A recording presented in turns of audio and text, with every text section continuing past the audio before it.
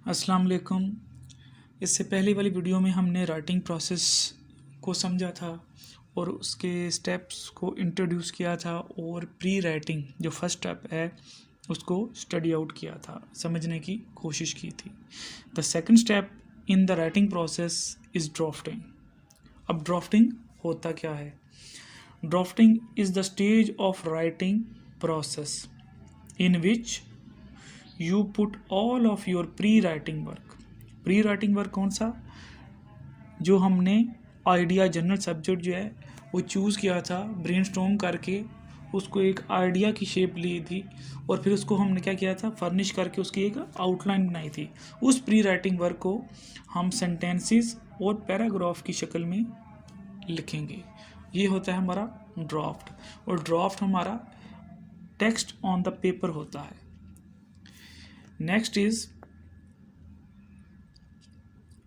the second step which is drafting, जिसकी definition अभी हमने की है, is putting all your pre-writing effort to paper in the form of text in shape of sentences and paragraph।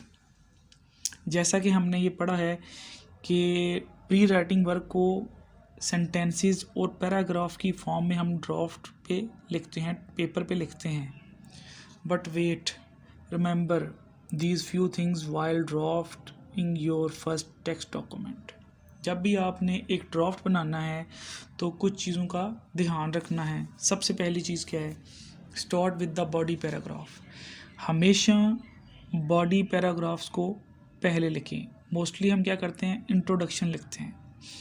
Introduction में क्या होता है, आप जो आगे लिखने वाली चीज़ें हैं, मतलब जो बॉडी में आपने चीज़ें एक्सप्लेन की हुई हैं, उनको इंट्रोड्यूस करना होता है इंट्रोडक्शन पैराग्राफ के अंदर। मगर जब आपने बॉडी लिखी ही नहीं तो आप उसको इंट्रोड्यूस कैसे कर सकते हैं? तो सबसे पहले हमेशा बॉडी पैराग्राफ लिखेंगे। उसके बाद है begin writing with the part you know the most about. हमेशा वो पार्ट पहले लिखें, वो मालूमात जो आपने गैदर की हुई हैं, जिनके ऊपर आपको ग्रिप है, जिनके रिसोर्सेज वैलिडेट किए हुए हैं आपने, उनको पहले लिखें। उसके बाद है write one paragraph at a time and then stop. हमेशा एक वक्त में एक पैराग्राफ लिखें फिर रुकें, ठीक है? हरी अप नहीं होना, जल्दी नहीं करनी। Take short breaks to refresh your mind. हमेशा पैराग्राफ्स लिखने के दरमियान शॉर्ट ब्रेक्स लें और अपने नॉलेज को रिफ्रेश करें। Be reasonable with your goals. मतलब जो गोल या जो आइडिया आपने सेट किया हुआ है उससे स्टिक करें। मतलब आप जो लिख रहे हैं उसमें डाइवर्जन नहीं होने चाहिए, इधर उधर की बातें आपने नहीं लिखनी। उसके बाद keep your audience and purpose in mind as you write. जब भी आपने ड्राफ्ट लिखना है, अपने ऑडियंस और पर्पस, जिस चीज़ के लिए आप लिख रहे हैं, उसको माइंड में रखना है। उसके बाद आता है basic elements of the first draft. जो आप ड्राफ्ट लिखेंगे उसके अंदर कौन कौन सी खसूसियात, कौन कौन से की एलिमेंट्स होने चाहिए। सबसे पहले an introduction that clearly identifies the subject. आपके जो फर्स्ट ड्राफ्ट है उसके अंदर आपका इंट्रोडक्शन पैराग्राफ होना चाहिए, जिसके अंदर आप का जो मेन आइडिया है, जिस पर्पज़ के लिए आप लिख रहे हैं, वो क्लियरली आइडेंटिफाई होना चाहिए। आपका थीसिस होना चाहिए, ठीक है? और मेन आइडिया को आपने एक्सप्लेन करना है इन शॉर्ट इंट्रोडक्शन पैराग्राफ के अंदर। उसके बाद आता है थीसिस स्टेटमेंट।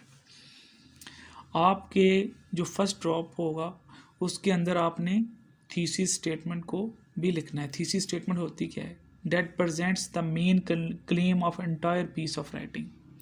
थीसिस स्टेटमेंट का मतलब होता है कि थीसिस स्टेटमेंट में आप एक क्लेम करते हैं कि मैं किसी टॉपिक के रिलेटेड मेरी ये पोजीशन है और ये पोजीशन इस वजह से है, और वो वजह क्या होगी, वो आपके आर्गूमेंट्स होंगे, वो भी आपने अपने क्लेम के साथ देने हैं।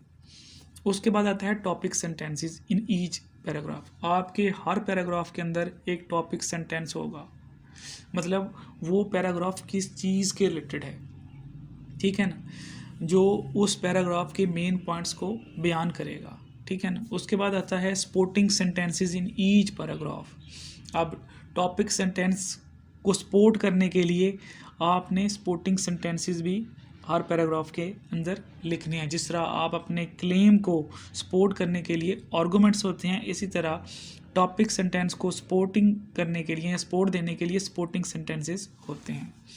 और सबसे लास्ट पर एक कंक्लूजन पैराग्राफ, एक पैराग्राफ जिसमें आपने तमाम ऊपर बॉडी और इंट्रोडक्शन को कंक्लूड करके बताना है कि आपने जो भी आपका आइडिया था, जो भी आपकी फाइंडिंग्स थी, आपने उनको इंटरप्रेट करके जो रिज़ल्ट फाइंड आउट किया है, जो कंक्लूजन है, वो आपने कंक्लूजन पैराग्राफ में लिखनी है।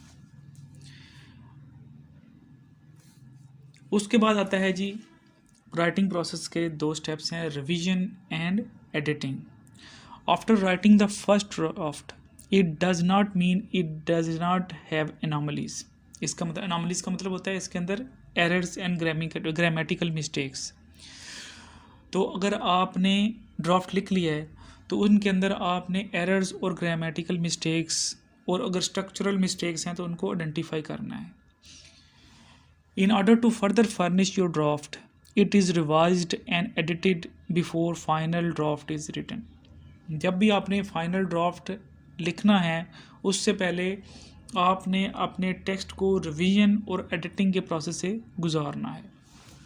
अब हमें पता होना चाहिए कि रिवीजन क्या होती है और एडिटिंग क्या होती है। Revising means taking a second look, मतलब क्या कि आपने अपने ड्राफ्ट के आइडिया के ऊपर सेकंड लुक करनी है, रिव्यू करना है।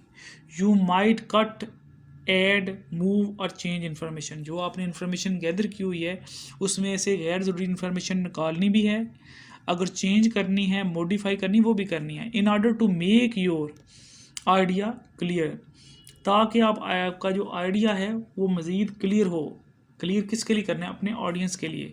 मोर एक्यूरेट, मोर मतलब ज़्यादा दुरुस्त हो। मोर इंटरेस्टिंग, मतलब अगर रीडर उसको रीड करे तो वो इंटरेस्टिंग हो उसके लिए।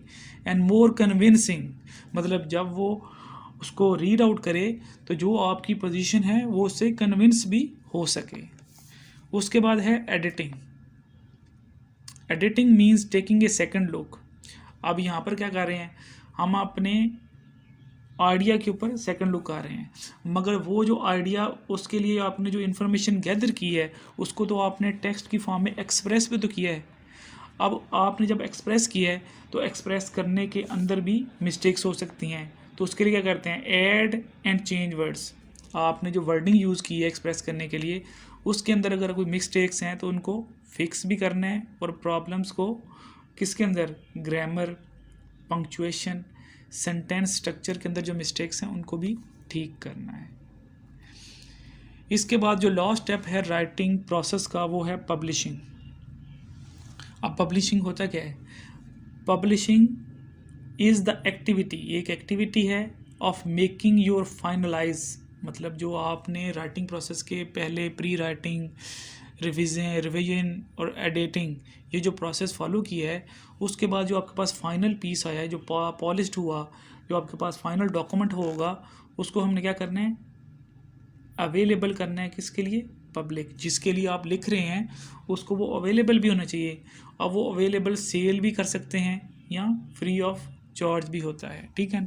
It is like submitted an assignment to a professor, जैसे कि आपको कॉलेज या स्कूल या यूनिवर्सिटी में टीचर असाइनमेंट देता है और आप उसको सबमिट करते हैं।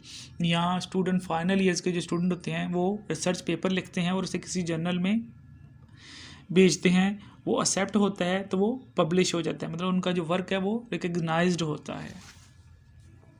इसके बाद दैट्स ऑल फॉर टुडे।